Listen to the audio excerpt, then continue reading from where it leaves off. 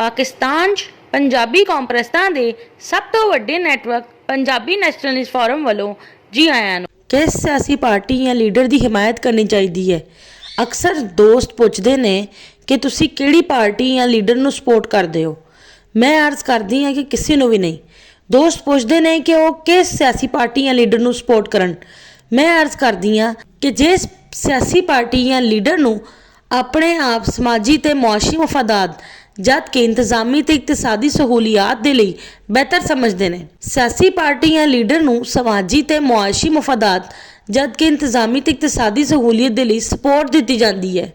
इसलिए इस सियासी पार्टी या लीडर नूं सपोर्ट करनी चाहिए है जिस तो बराह रास्त या बिला वास्ता समाजी ते मुआशी मफादात जबकि इंतजामी ते इकतसादी सहूलियात हासिल होण।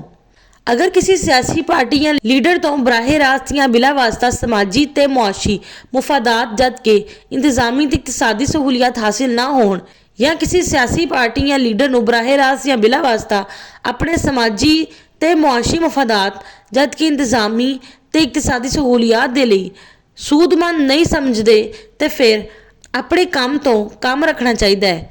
अपना ध्यान अपने घर बार कारोबार ते हल्का अहबाब ते रखना चाहिए है। खाम खा जज्बात की रूह च बह के या बिला वजह किसी सियासी पार्टी या लीडर की हिमायत करके या मुखालफत करके अपना वक्त ज़ाया नहीं करना चाहिए।